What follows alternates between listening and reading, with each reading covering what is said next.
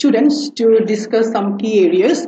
And we want to hear from you guys, and we'll actually solve your queries. And obviously to connect you to our expert specialist team today. So basically, why are we today in live session? To actually discuss some of the issues that the students might face in the near future, because ACCA has brought up huge changes. Okay, so our today live session, we will be discussing with some key areas. So basically, we will be talking about some recent changes in ACCA qualification, focusing on the session CV and the SBL. Some key areas. And obviously, we'll look at some aspects like current job markets and the PER opportunities for students. And later, we will obviously have some session which I call student segment. So basically we want to hear from you. So if you have any specific queries, like if you are currently ACCA students or if you are future students, and if you have something to ask to our panel, so you can also ask us. And obviously at the end of the session, we'll have some question and answer session to actually come up with all your answers. Okay. So basically, before starting, I would like to discuss, or I would like to introduce LCBS Dhaka. Basically, LCBS Dhaka is the only platinum approved learning partner of ACCA here in Bangladesh. So LCBS Dhaka has been serving ACCA students for more than 8 years now. And we have a very specialized pool of teachers, faculties, okay, and we also provide some trainings to our students. Okay, so now we'd like to introduce our speakers today. So from my right side, I have Jafar Ahmed, ACCA, which currently is a lecturer of LCBS Dhaka. And then I have my colleague, Nusrat Jahan Koli, who is also an ACCA member. And she is also working as a lecturer of LCBS Dhaka. And then I have Fahim Mahmood Nail, who is an ACCA member. He's currently working as a CSO of LCBS Dhaka. And he's also an independent management consultant. And then I have our another expert, who is Abu MD Saim, who is ACCA member and also CIFA member. And he's a finance graduate from Dhaka University. And at the same time, Saim sir is actually an approved mentor of Oxford Brookes University. And he's also director of an audit firm. So thank you very much, sirs, for being here today and to make up your time for this live session. So basically, and lastly, I'm Mr. Amit Shah. I'm an ACCA affiliate and also a lecturer of LCBS Dhaka. So, sir, basically, I would like to discuss some issues that the students are encountering right now. Basically, you know that ACCA actually shifted their exam systems to actually session CV, which is obviously a very popular topic now. So, my first question regarding the session CV to Mr. Fahim Mahmood Nail, who is taking F7 and F8 papers in LCBS Dhaka. That the session CV will be really very difficult for the students because for the first time.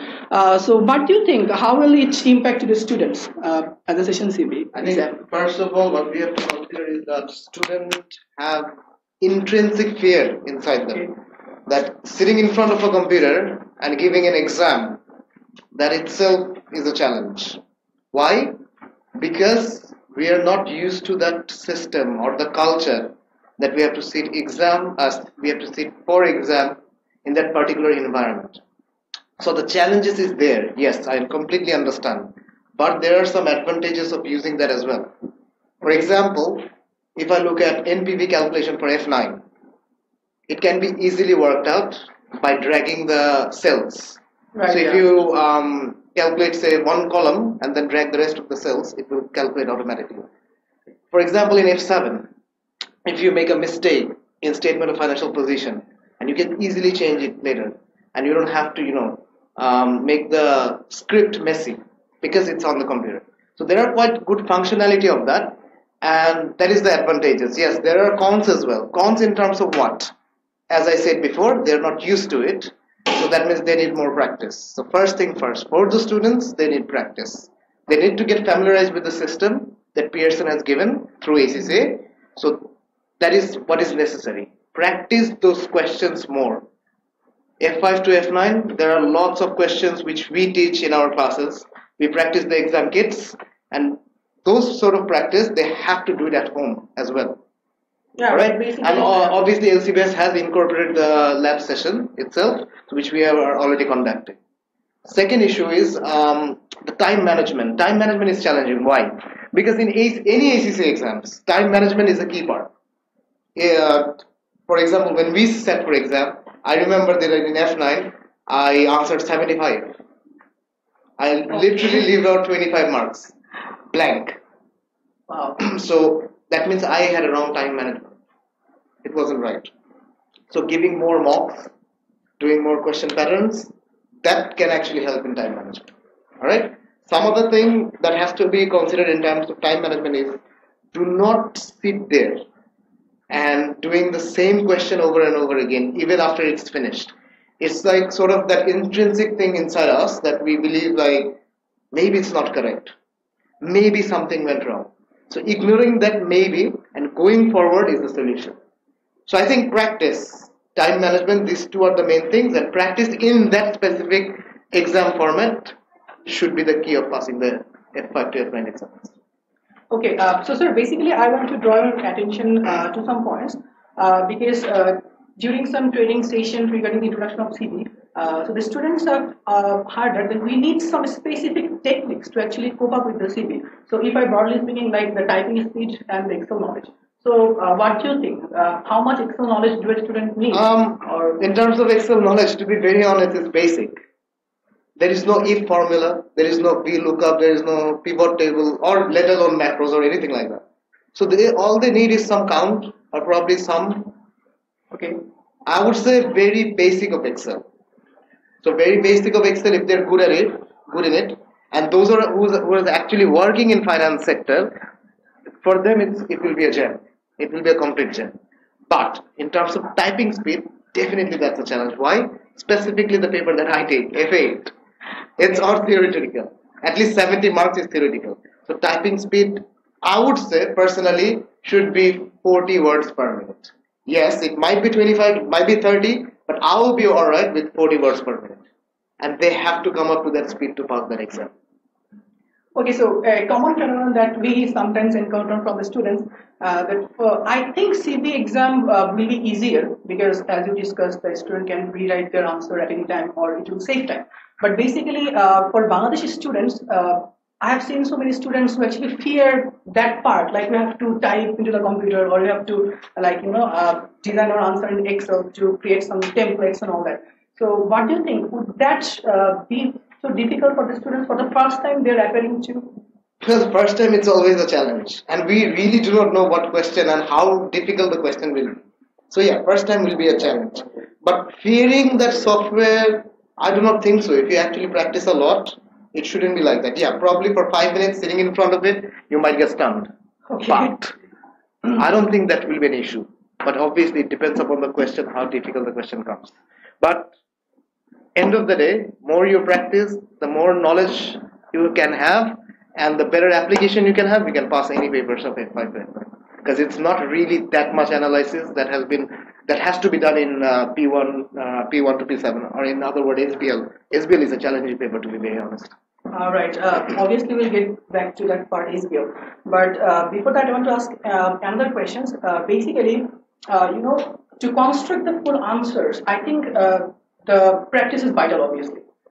So I think the exam kits that are available in the market, so they are all paper based. So what do you recommend to the students? How should they practice at home? Simple. Go to ACCA website, do the practice at their Pearson portal. As simple as that. Or even if you do not have an internet for some reason, practice it in Word and Excel. Maybe the functions won't be exactly the same, right, but at least they will be familiarized the whole system in front of the computer. That is what is the key. But obviously, I would recommend the students to practice in the portal because because that portal will be exactly what they're going to face in the exam. That's true. So basically, I think there should be some advantages and obviously some challenges are coming up. Which I've already talked about. Exactly. So do you have any specific suggestion to the students, for Bangladeshi students who are actually hanging us on live today? I think I've already told all the points. Practice, practice, practice. The key of passing any exam in ACCA. One more thing that I want to discuss. Basically, I have been taking CB classes. Okay, so sometimes the students think that they will do the questions just like, okay, I will just practice 2 or 3 questions. I will be fit for the exam. No. So this Of course not. Of course not. Because you know, and we all know as a teacher, that 1, 2, 3 questions of one specific topic is not enough.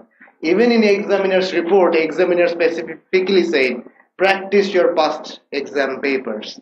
And that surely means 2 to 3 years minimum. And obviously, that practice should be in CD format, obviously from the portal. Fully in CD so I think format. the students can take the question from the exam kit And solve it in the portal. Obviously, so whatever we did previously in the paper form, that has to be done in a portal with CD-based format, and that's, I think, that's true. Okay, so thank you very much for your insights, and obviously I think viewers, you have got a very helpful information. And at the same time, and next I would like to ask Saim sir, because he is the subject expert of SBL. So basically we know that JCC has brought up the changes like, they have incorporated 2 papers, P1 and P3, and actually the first time they have introduced an integrated case study exam. So what do you think? How will that be valuable to the students, and obviously they will impact the students for passing ACCA and SBL? Thank you, Amit. Thank you, Amit, for the question, and very good afternoon to all. First of all, ACCA being a professional qualification did not have a integrated case study like other professional accountancy bodies, like if you name them like ICAW or CIMA in particular. Well, this time around they decided to have one. So what they have done, they have actually integrated the syllabus of P1 and P3 together. But there is a fallacy that it's not just integration of syllabus. The way they will be examining the paper is completely in a different way from what they used to do before. So what they're doing is they will give a 10 to 12 page case study from a particular company, and they will try to integrate knowledge from F1, F2, to some extent F5, F9, and P1 and P3 obviously. And they will test them in a real life scenario. For example, in the question paper, they will have documentation from real life offices. For example, a output from a ERP system, or for example, they will be asking you to make some slides. I mean, like presentation slides. So this type of testing was not done before or earlier exams in ACCA. So therefore, it's going to be pretty challenging for students who are scared of doing those things. Now, how it will benefit the students, as Amit asked me to shed some light on, is definitely you will be facing some real problems from a real company, and the way they actually solve the problem in the offices, you will be expected to solve the problem in the same manner. The type of communication you are expected to make should be very official, so it will be very different from what you have done in your F5 to F9 paper. So in this case, they have introduced 20 marks in professional marks. That means and that marks will be distributed based on your ability to demonstrate your communication skills, your evaluation skills, your business acumen, and also how good you are in terms of collecting evidence and using evidence to answer the questions. So if you get yourself used to solving those questions, I think you will be strategically fit for any strategic position in any company in the world. So that's how that particular paperwork is going to get you ready for the real world. So that's the benefit side. On the challenges side, particularly for Bangladeshi students, those who are weak in writing in particular will be they will face a lot of difficulties in terms of communicating in a professional manner. So writing practices will be pretty intense if you like to pass that paper. And obviously there are other issues like time management, and I would like to shed some light on reading skills as well. As I've already said, it's that 12 page case study, so it will be very difficult for you if you're a slow reader. Okay, that's the basic information about it. I have a question in mind. That is, like we have already told that the questions will be from the very real life scenario. Right. So don't you think it would be very difficult for the students who are not working right now? Because we have seen students, especially from Bangladesh students, they have a tendency to actually finish their qualification first and then move on to the corporate sector. So as the questions are from the very real life cases and all that, so would that be difficult for the students who are not working right now? To answer this question, I do agree with you. It's going to be very difficult, honestly speaking, because in Bangladesh, most of the students actually complete the ACCA first and then they go for the job market. And obviously, SBL is not designed for that. Particularly those who have just come out of their skills level will find it very, very difficult. So my suggestion would be to complete all the papers first before they attempt the SBL one. By this All the papers, I mean, like up to the as we have the option papers, so my recommendations will be to complete even the option papers of part 3 before they attempt the so the SBL students paper. can take, like, study business reporting, which is P2, and then they can take their optional papers and Then they can come to SBL, and by this time I'm quite sure that the students are what do you call it, matured enough to know that while they're doing part 3 they should be starting working to gain their PER, and while they're doing their PER they will also get some insight about the real life, and that will be very valuable in terms of attempting the paper SBL. Okay, thank you, sir, for your answer. And obviously, I want to know some more about it because I have some questions Right. to actually know. So basically, we know that this is a mix of like P1 and P2, obviously. So as far I know, that is not just P1 and P3. So there should be something else that a student has to come up with to pass SBL. Right. So is it the mixture of P1 and P3 or what the content that we have? Well, it is mixture of P1, P3 and beyond. As I said, the earlier papers will be tested. It was there before too, but now the problem is the C case or the 20 marks professional marks. That's where it goes. That professional marks is 20 marks. That means in ACCA 1 mark is valuable. Right. So particularly for P level, 1, 2, 3, 4 marks is pretty valuable for all of us, because many of the papers I personally passed, I got 51 or 52. So I'm telling my secret to you And guys. I also flunked with 47. So in that case, utilizing that 20 marks can be a key issue. And for that 20 marks, you have to have some special skills. As I said, that will test your professional communication skills, evaluation skills, business acumen in particular. That means you have to be aware of what's going on in the real world. And so if you're not aware of it, you can't actually relate the real world to the scenario and come up with the right solution and right type of communication. So that's where the students might struggle. So, what the examiner is actually particularly looking in SBL. So, basically, the examiner's report and what he's actually looking for. All right. The role of accounting is evolving. To be honest with you, the computers are doing most of the bookkeeping stuff nowadays. In some countries, even the tax issues are being taken care of by the softwares. How? Because their tax authority has got integrated software with the company software. So whenever you make a entry into the company software, tax authority gets to know about how much VAT has been collected, right? So so more and more the accountants role is like analytical. Accountants are going to play the analytical roles in the company, right? So ACCA has conducted a survey of CFOs of many companies to find out what their current job responsibility is and what their expected job responsibility will be in next 5 years. So based on that particular findings, they have designed this paper. So they are trying to make the ACCS ready for to be the future CFOs rather than the current CFOs. So that's what the purpose is. Okay, that's a very valuable insight because what we think the traditional accounting concept, it has been changing for so long and it will obviously evolve in near future. So I think the role of an accountant has been completely shifted. That they are not here to do core accounting. This job has been done by your software. Exactly. Now they have to actually do the analytical thing. And I think in that perspective, for the future accountant and CFO, that SBL obviously is an wise. Just to give you an insight, I currently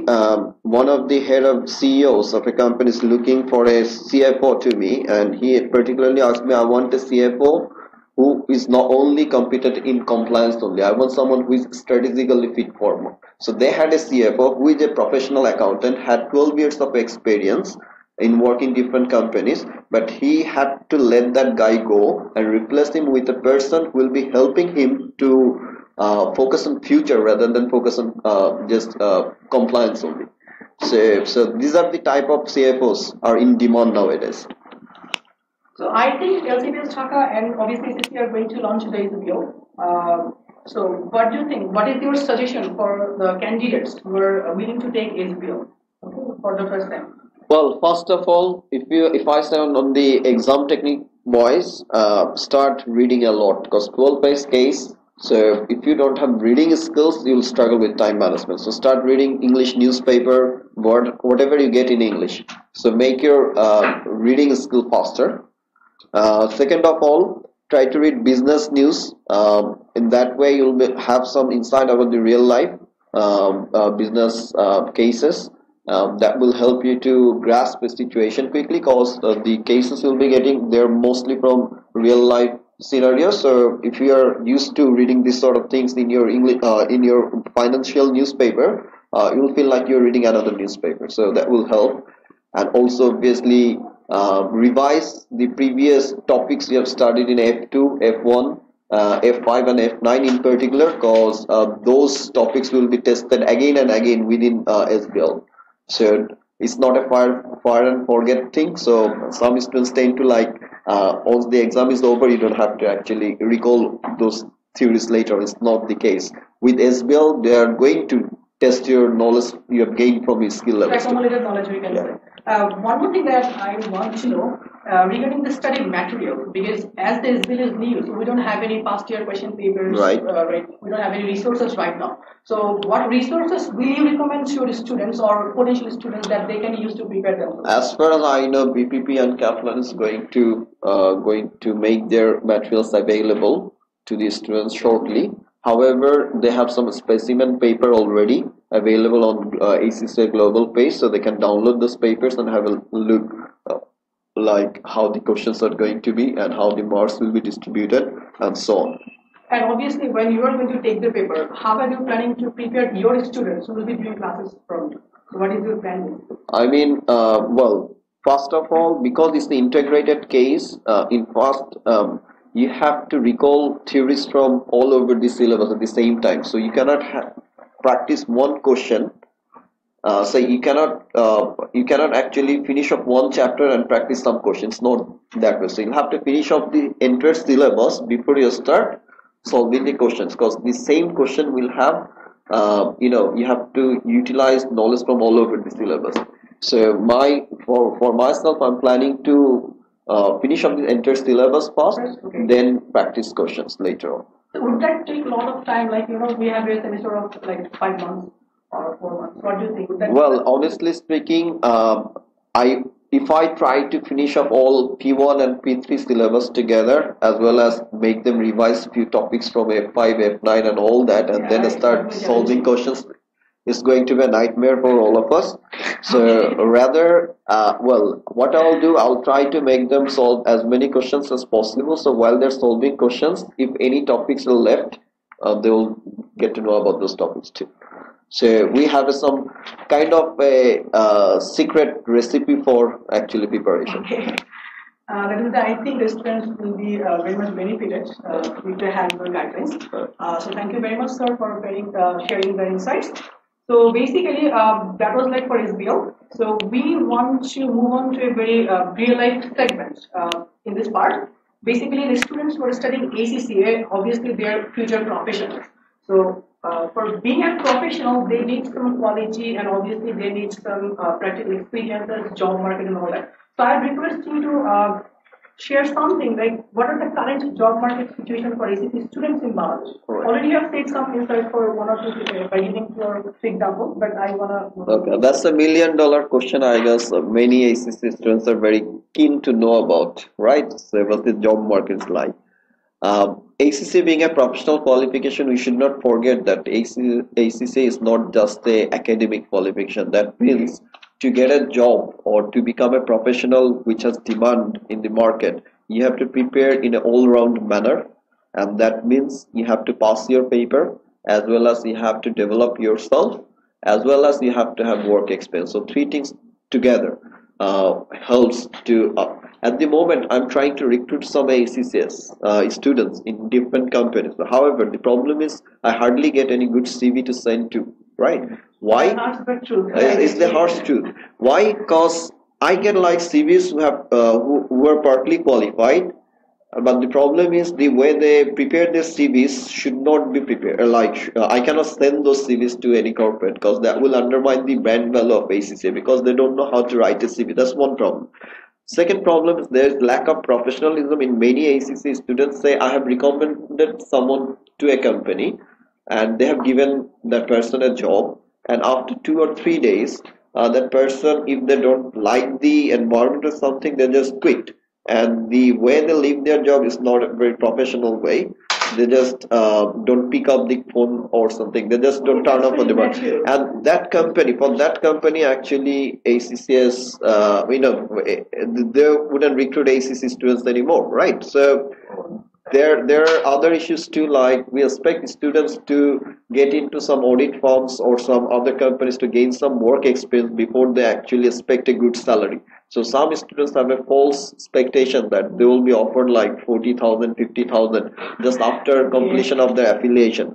That's not the case. To be honest, while you are starting, if you start work experience side by side, by the time you will be a member, you will be eligible for that sort of salary for sure. But you have to be you have to gain local experience too at this by the side of your qualification. So if you have prepared yourself for the job market, and most importantly, you have to know the job market.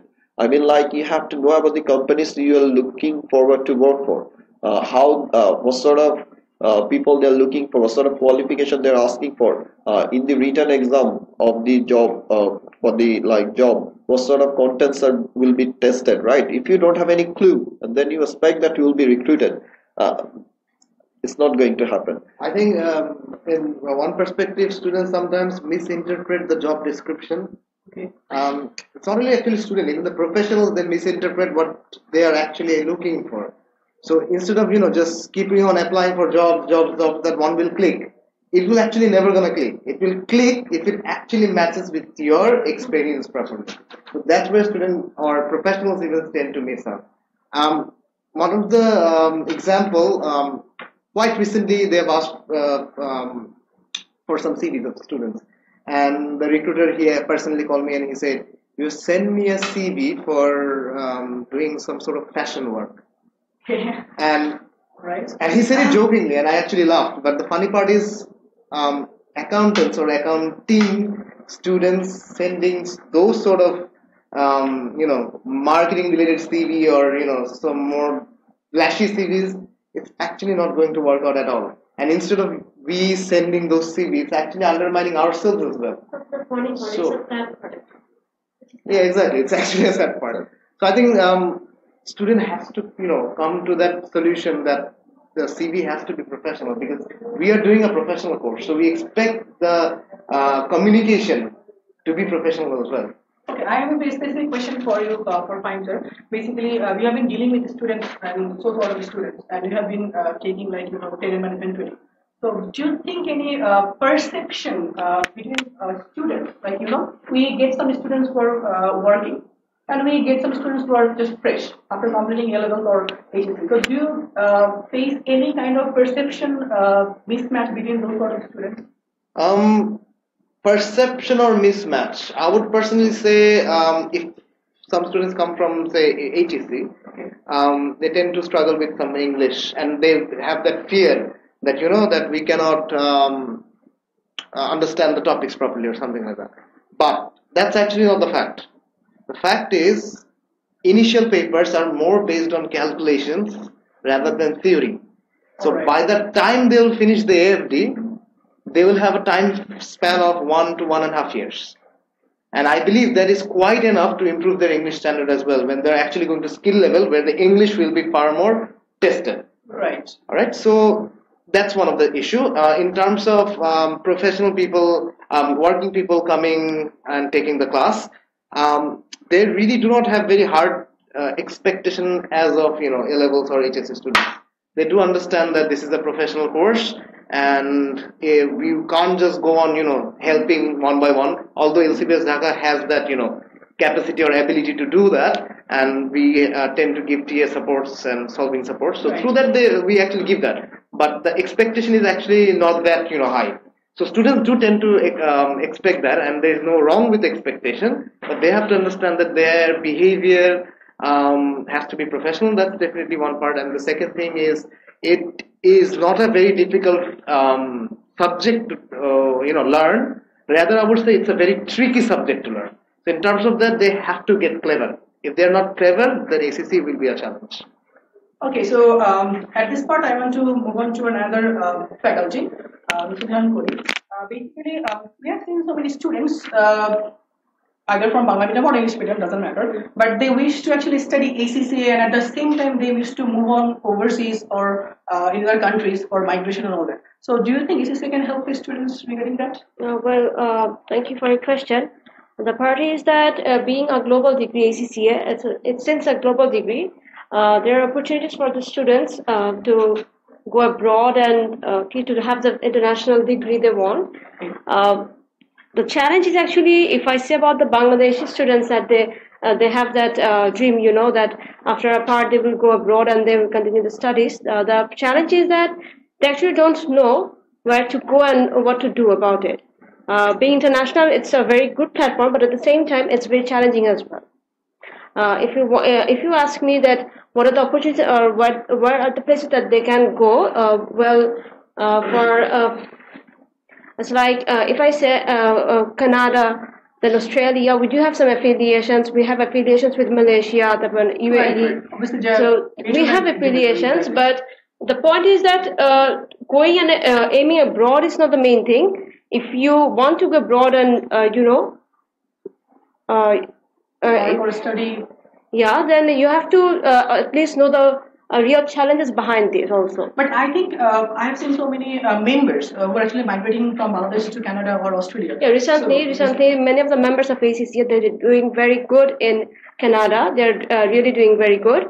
But to my point, it is a bit challenging. But I think that that will obviously help the students. Don't you think so? Yeah, it will. Because if a student want to study at like local curriculum and then if they wish to migrate, so they will have some problems like qualification equivalence, credit transfer, and all those issues. But we don't have those sort of issues. We don't have that. No, we don't have those in ACT because it's a global. So they do have the chance to start it from where they left, and they can start it from that point. But yes, they can. Okay, so at this point, I want to take some questions from live. So I think many of the viewers, they have asked so many questions. So let's take from the very recent Sohan of Tamit Ali, who actually was asking that along with the OBU degree enough to get top executive jobs in the corporate sector. I want to throw the question to Sam. So basically, he asked with the Oxford University degree and ACCA, would he be able to avail some top posts or not? All right. Being an Oxford University mentor and I served a lot of ACC students to gain their Oxford Books degree. If you have meant that the multinationals, by the term you used for the top companies, yes. With Oxford Brookes University degree, you'll be able to work all multinationals working in this country. If you want me to name them, like Grameenphone, British American Tobacco, Unilever, Nestle, Standard Chartered Bank, HSBC. So if you mean these are the top companies to work for, yes, Oxford Brookes University degree will help you. If you ask me to name few locals, yes, BRAC. So for example, BRAC is accepts this. It's up to the company to decide what sort of qualification they'll be asking for, right? So Oxford Brookes, being an UK university, is accepted everywhere, and beyond Bangladesh, you can work anywhere in the world, be it in Canada, be it in Australia or UK, where the degree is from, or Middle East or Malaysia or Singapore. It's accepted everywhere, Oxford Brookes University qualification. All right. Thank you very much. One of our participants actually asked Hassan Shahir, whether ACCA Part 2 qualified, whether he would be able to do MBA after being an ACCA Part 2 qualified. Okay. The answer is, if you want to do your MBA from IBA or Dhaka University or good private universities like Jahangirnagar University, Public University, or North Southern BRAC, yes, you'll be able to sit for the admission test with your options degree. If you're capable of going through the admission test, definitely you'll be able to do your MBA from those areas. And obviously, one more thing that we know that as per the ACCA equivalency or that recognition status, so ACCA Part 2 qualified students are like bachelor standard in UK. As per the NARIC and other quality assurance board. So don't you think that can help them to actually do MBA in UK or in... Well, let me put some light on that, as Amit has brought that issue. Because in UK, you can have qualification from different stream. Professional education is one stream, academic qualification is one stream. So they have a body called UK NARIC. What do? They actually make equivalency between different streams of education. So Part 2 qualified is considered to be graduates or like honors, UK honors, equivalent to UK honors degree, and they have documentation to support for that too. So in some companies, even in our country, if you are a Part 2 qualified, you don't have to produce any more degree. But however, if you are up for the public sector jobs like government jobs, only for that you'd have to have a university grant commission equivalency certificate. So if anybody wants to sit for the BCS exam, I'm not sure how many professional accountants are going to sit for BCS exam.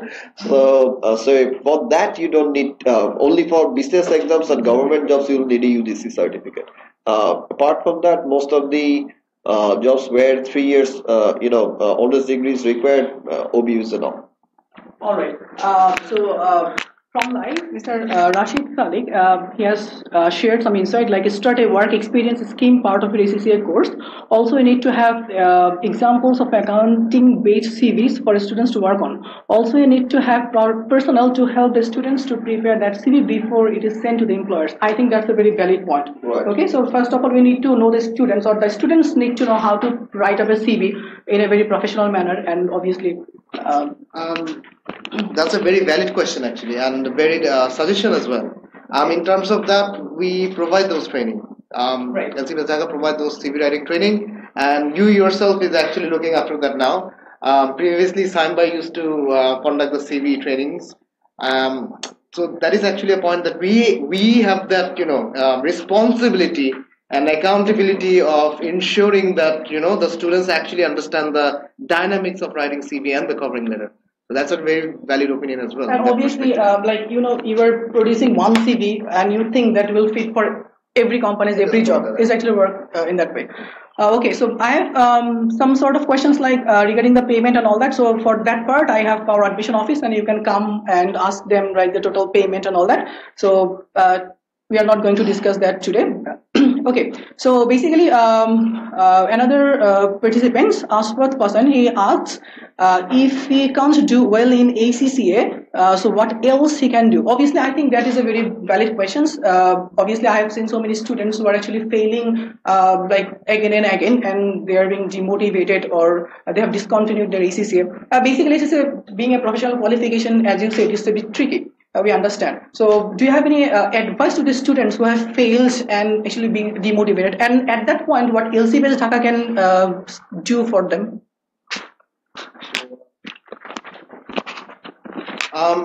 In terms of students failing, or terms of students who's not active anymore, or probably running around and getting confused. I mean, we are there. At the end of the day, LCBS Dhaka is there. Full-time faculties are there. So we are here to help you in terms of not only that you have to continue ACCA. Probably ACCA was not really a right choice for you. It might be that getting a good graduate degree, or probably you wanted to be a doctor, for example, but you are forced to do this sort of thing. I mean, taking this accountancy degree, something like that. It's better if you come to us. We will give you proper suggestion. And failing ACCA exams is a very common scenario.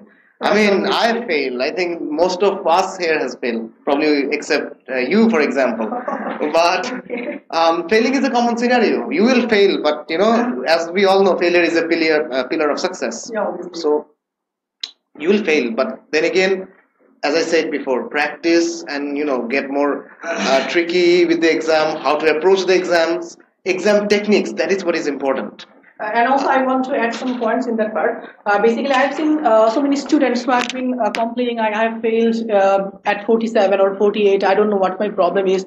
Okay, so one advice that I want to add basically, who have failed at 47 or 48, there might be something with the exam techniques, time management, other stuff. But who have failed at a score of 30 or 32, 33, and obviously they should recognize they have some problems. Like it can be subjective knowledge, it can be the approach they're using too. Okay. Language skill as well. It can be the language skill as well. So I think for those students who have failed several times at that marks, they should obviously consult with their ACCA teachers or the mentors what my problems are. And obviously one more thing that I want to add, for many of the students, they don't tend to attend mocks, which is really we have faced when we are teaching so many papers. So I think if they give mocks on a regular basis, they will understand what their problem are. And one more thing is understanding this is a marking scheme is also vital. Because what is to write and why the examiner will give you marks. So that is also important. Very all right. So I want to ask Mr. Jafar Ahmed to actually, in some questions like, as we are dealing with AFD students, we have seen some students who are like doing AFD, is like they're not serious. And I think to manage the AFD stream is a bit challenging, right? And the dropout rate is also high. So what do you think? What should they do in that part? Actually, AFD is the entrance to ACCA. Obviously, for those students who are actually from ACC or from O levels, right? Obviously. Actually, there are so many reasons where a student are delaying in sitting for exam or doing their job as doing their job. They are not doing well. Actually, there are so many reasons. Consistency and determination is the one of the fact, because students comes from various background such as English medium and Bengali medium. Sometimes they are forced to do that because they are not determined. Actually, they have many options.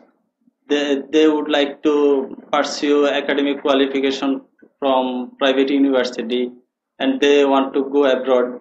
Actually, they are not determined. That is the one of the fact. Okay, that means you were saying that we get some pool of students who are really not sure about what to do. So they actually just come and have a trial and error. What happens? Right, that might happen. So I think that sort of students, some of them actually become successful, or some of them actually really are not. That's also true. So we usually get a pool of students who are from different sectors and various segments. That's right. Then after, efforts is a great factor, because students are not giving efforts because they are not determined, and also beside that they would like to pursue a professional qualification like academic qualification, because there are so many differences between academic and professional qualification. Okay. But if you wish to pursue academic qualification, then memorizing power is the must. But all right. But in a professional qualification, you need to understand the fact. Analytics, perhaps analytical ability might be, or at some point. Yes, I can do that. Analytics, yes. I mentioned it's more of being a clever. What does actually it means? It probably means that you're not memorizing the stuff, instead understanding the mechanism or the application of what the topic is actually telling us about. That is what is important, because that's what examiners even look at. For example, the common mistake in F8 students for audit was they really do not understand the difference between test of control and substantive procedures. Why? Because practically they haven't done it. Most of them haven't done it. And even though they have done it, they are not properly able to communicate in writing properly. Right. So they have to understand the dynamics behind these two topic very clearly that test of control is a very different thing to substantive procedures. Although the purpose is quite same because they are gathering the evidence, but the procedures or the application of those two differences is quite a lot. So understanding the topic in terms of the whole dynamic, that is what is important for ACC and student. That's what also has been written by one of our participants, Iftekhar Ahmed. He actually wrote us a newspaper, English skill and reading skill, which is really very important. All right, so one more questions that we have got from one of our students, most probably. Again, Anaf Tamid Ali, he wanted to know how do audit firms treat ACCA part qualified students in context to the traditional accountancy degree? Okay, so I would like to request Saim sir to actually answer this question because he is working in an audit firm as a director. So I think he can give us the best insight regarding that. Just to let you know, the one mistake that AC students normally do, because they have expectation that they will be treated like a officer, like a matured person from the very beginning. But you have to remember that when you are going to an audit firm, you are actually a trainee. Now, a trainee is a student, so they will treat you as a student. Now, what do we expect from a student? You will behave like a student, right? And what is expected from a student? Like, I will expect you to come on time in class. So it's the office, they will expect you to come on time, and you cannot go home until they don't let you to go home, right? And also there are seniors in schools. What we have our seniors. Now if you make you have to have some sort of respect for your seniors, right? So if you think that you are a student and audit firm is your school and there are seniors there, right? If you behave like a student there, everything is fine for you. But if you feel like you are an officer, you are an ACCA, and you expect respect from everybody from the very first day, well, if you show attitude, in other words, if you show attitude, and they will make your life difficult for you. So trust me.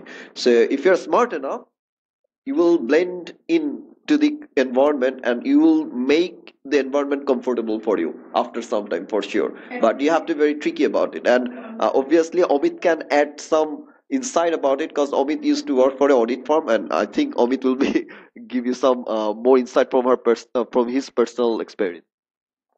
So basically what I wanted to add, expectation gap, which is really very important because by being any students, before entering into an audit firm, some students have like, those sort of imaginations, I'll be an auditor, I'll be this and that, but as Sir said, as a trainee, you are a student. So we have to listen from your seniors, you have to respect them, and obviously. So if you can manage your attitude, if you can be very smart, in that part, I think audit firm can be a very good place for you. Okay, so I think audit firm is a very good place to learn a lot of things. So students should move on to that part. But another segment, what do you think? The audit firms, they're recruiting ACCAs or how they are perceiving ACC students regarding their quality and all that? All right.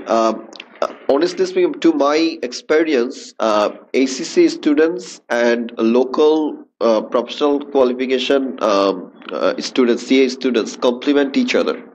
ACCs have some strength. That strength is their ability to analyze things, because the way they're trained through their ACCA education, that actually helps ACCs to see things in a very different light from how the local professional accountancy qualification students see. So sometimes they're also very good in terms of writing reports and all that. So particularly in some firms, they actually appreciate what ACC students are capable of in terms of analysis and writing reports and everything, right? On the other hand, what ACC students lack is the knowledge about the local compliance issues like local VAT, tax laws, and particularly they don't have hands-on experience on dealing with documentation kept within a company when they actually go for audit. So local CA students have that hands-on local experience, right? So these two qualities actually complement each other. So what the focus should be of ACC student is to learn those local compliance things as soon as possible when they're into audit, and also exploit the strength already they have in terms of their writing, report writing skills, and in terms of analysis skills. If they can combine two, they will earn respect, and many ACC students have earned respect of the audit firms, and their partners are very fond of them, and there are there are lots of examples of that. So Okay, sir. At that point, I have a question. Like, some of the students ask us at which part or when should they enter into corporate sector. So, what do you think? At which point a student should go to the job? to be honest with you, they're like, this depends on individual person. Okay, there is no hard and fast rule for everybody. For example, if someone is a very good student and if they find that ACCA passing ACCA papers is not a big deal, right? I have seen a lot of students like that. For them, even if you have completed 4 or 5 papers of skills level, you can join in a ACCA firm. So, Is it completing F8, F8? You can join there, but that's not the case for every student, right? So for general student, my advice would be finish up to F9 and go for your Oxford Brookes degree to be a graduate, and then straight away go and join in an audit firm. So in that way, you have secured one qualification already. Now you can actually focus, right? Question as well. Right. Whether the students should complete their graduation degree, which is Oxford Brookes University BSc Honours in Applied Accounting, before their completion of the ACCA qualification or after their. You must do it before your ACCA qualification. For example, most of the employers actually work for a academic degree as well as an ACCA qualification, so they want a combination of both. So if you have completed your ACCA and if you are not done with your Oxford Brookes degree, then you won't be able to apply for many employers. So my advice would be to complete it before you have completed your ACCA. Alright, so how important is the grade of that degree? What do you think? To be honest with you, if it is a second class, it's good enough. So upper second or lower second, whatever. It doesn't really matter, right? So if it's a second class, good enough. First class is good, but as you know, like only 2% of the Oxford Brookes graduates are first class graduates. So that's not a mandatory thing to achieve, right? So for most of the employers, that Oxford Brookes degree will help. Okay. Okay, sir. At that point, I want to ask a question to both of you guys. That we have seen so many students who are struggling in P level, right? They have 1 or 2 papers remaining, and they are not able to finishing it up, and that's why they are really so demotivated and all that. But they are working in corporate sector. So, what do you think? Completion of ACCA qualification obviously is paramount, right? So how they can prepare themselves up, because they have lots of engagement, they have offices and all that. So do you have any specific suggestions for those students? Well, I have taught a lot of students like that. I have taught students of who is, say for example, 45-year-old or 50-year-old, Okay. still struggling with 1 or 2 papers Right. of ACCA. What I have found, in most cases, those who have work experience but struggling with 1 or 2 papers, I have found the single common issue among all of them is the weakness in English. Okay. It's not that they don't understand the topic, because they're doing it hands-on, day in, day out. They're good with calculations. Everything is fine with them. The only problem is the way they write. And for examiners, it's difficult for examiners to make them pass. So I think they should focus on English. Only if they can improve their English, they will pass, because they're experienced people and they have valuable knowledge base. So there's no point that they will be left out from the community, right? So English is the area where they need to focus on. Okay. Thank you very much. We have some other suggestions as well as questions, like Sajid Mahmood, who has written that is ACCA becoming the last resort for students who fail to get admitted to renowned academic institutions? What can be done to change this perception of the potential students? Which is obviously a very valid and good question, because I have seen so many students who were not able to get themselves admitted in different institutions, and that's why they came here, to complete the ACCA. So what do you think? What can we do on that? What we can do about that, that's a very funny question. We cannot do anything about that, but it's the perception of students. Last resort, ACCA subject, my goodness, even if I think about that, I'm gonna have a heart attack. So anyway, it shouldn't be the last resort. First thing first, ACCA is a very, as I said, tricky qualification. It's not easy, it's neither hard, it's very tricky. You have to be clever, as I've said before. I chose ACCA because I've seen the value of it back in UK. I've seen that the employers are recruiting it.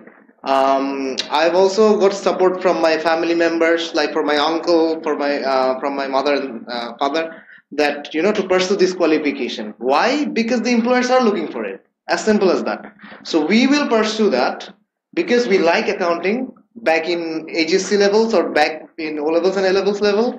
We like to know about business world, economics as well. So that's why we are going to focus on studying ACCA, not definitely as a last resort, and not even for just I want to go for job, I want to earn a lot of money, because that is a very wrong perception. So don't you think in our country we have many students who actually don't have any idea or background research about what we are going to do, what qualification should I pursue? So they just come and just select whatever they find useful, right? Okay. So don't you think is it useful for the students to have a background check first? Of course. Obviously, to actually research about the job market, their future, and then. Okay. If you are 18-year-old, if you don't know how to do a background check for what you are going to study for next 4 years, you are going to spend the most valuable time of your life, Wasting it. and also the money of your parents. If you do not do a small background check about the qualification you are going to pursue, I think you have an issue, right? So every student, because I was 18-year-old too, so I did my own background check of what I'm going to do next, right? So everybody should do it. If they're not capable of, they should trust in their parents. Then their parents will be doing it for them, right? So if they said that I don't know about any qualification, I'm not capable of doing a Google research about it, please do it for me. So ask your parents to do for you. The another thing, the what Fahim said, like about the perception about ACCA, that if they cannot get into the admission, get through the admission test of a university degree, only then they come to study ACCA. This problem it is a past problem. It's not a current problem. Okay. There has been some tuition providers who actually fueled into that creation of that perception, right? Like LCBS doesn't say that this is the thing. If you this is a very easy qualification to pursue, so you come and study this. Some tuition providers said in that manner. That's why some people have that perception. But I think the market is now more aware of it, so they know that ACC is not an easy qualification to pursue. Only, as Fahim said, you don't have to be a very good student, but if you're clever and if you're dedicated and determined, you'll be able to complete it. Only thing you have to be an average student and a dedicated one. That's all. Okay, so we have a very good question here. What Hassan Mahmoud lived to say, there was a time when BBA graduates were highly demanded in BBA, but after a few years from that, availability of large pool of those BBA graduates have actually made competition hard for them to get jobs. That's true. Is there any possibility to happen the same for ACCA qualified in the future, in BD job market, I mean? And obviously, on top of that, another question, and also please let us how ACCA qualified can do well in the job market comparing to CA holders and CACC holders from good firms. Please let us know. So the first question was about whether there will be lots of ACCs like BBS, right, to flood into the market. That's not going to happen. For sure, just to let you know, ACCA is in this country. I think ACCA has been operating in this country for the last 8 years or so properly. Right. And since then, we have only 300 members and affiliates. Okay, only 300. Okay, and out of that 300, 50% of us were qualified from, like, personally I and Fahim, we studied abroad. We did our ACCA abroad. So 50% of them actually came back from places like Malaysia or England or right. So only, I would say, 150 students are qualified locally, right? So now you can see in terms of 8 years, only 150 qualified ACCs are operating in the market. So if you compare that against a BBA degree, there are 100 universities, combining both public and private universities, and all of them have got BBA qualification, and every semester they're producing BBA graduates, and compared to that figure to what ACCA numbers are, is very negligible, right? Why the number is so less? Because it's a very you have to pass this paper. These are challenging papers. That's why like you have to go to tuition providers to take help from experienced tutor like LCBS. If no, not everybody will be able to go through this or get this degree. So Exactly. so there's no chance that we'll have lots of Another right. important part of the question was like how ACCA qualified can do well in the job market compared to CA holders and CACC holders. Okay. To answer that question, both qualifications have got their own strengths and weaknesses. Okay. If we compare in the local job market, first of all, you should not be comparing a ACCA member without a MBA degree of 26-year-old against a 35-year-old with a MBA degree of a CA qualified person. So the comparison has to be fair. Right. Now, how the comparison should be? The comparison, if we compare a 30-year-old ACCA with a MBA degree with a 30-year-old CA degree holder with a MBA degree, that comparison is fair, right? So if we compare in that, because why age is important? Because work experience. Exactly. So if someone is like 8 years of experience, you cannot compare that person with a 3 years experience the ACCA, right? So if the experience is the same, if the if the work qualification is CA and ACCA, if both have got like MBA degree, then they have the fair chance to be selected the same manner, right? So they will be treated equally by the So I employer. think the weighting should be like qualification plus experience. Qualification plus Exactly. experience, relevant So experience. That's one thing. Okay.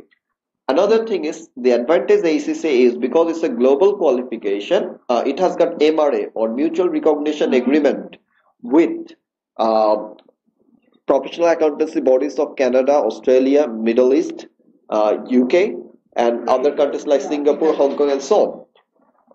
That means ACCS not necessarily will have to pursue their job within the country. Once they have 5 to 7 years experience, they can actually pursue their jobs in those markets too, which locally qualified accountants won't be able to do because they don't have mutual recognition agreements with the respective professional accountancy bodies, right? So there is also so whatever disadvantage they have in the local market is actually offset by their opportunity in the other markets. So that's why I say that there are like respective strength and weakness in both qualifications. Okay, so thank you. As I'll just add. Sorry for interruption. I just add one to this. The few minutes back, as Omid said, in 2017-18, we have lost, I would say, over 10 ACCA members, right, who actually went to Canada and working as an accountant there. So lots of ACCS have got opportunity working abroad, and there are few of our accountants went to Australia, to Middle East, like places like Qatar and Dubai too. So opportunities are global. I'm taking one short question. This is important, that's why.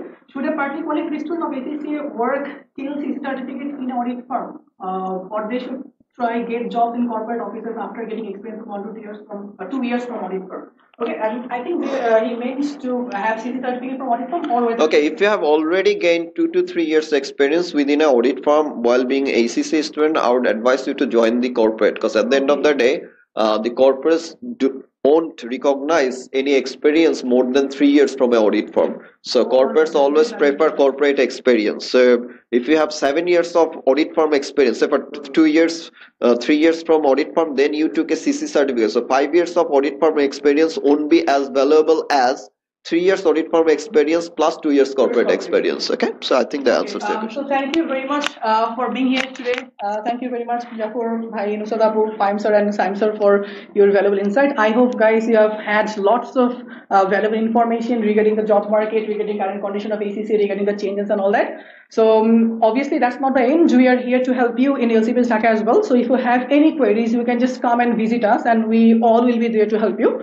I think you will do it on your own. The research what sir says, the advantages, disadvantages of qualification, CV changes, and all that. So thank you very much. For any more queries, you can come to LCBS Dhaka, and we'll be there for you. Thank you. Thank you, sir. You're welcome, and thank you too.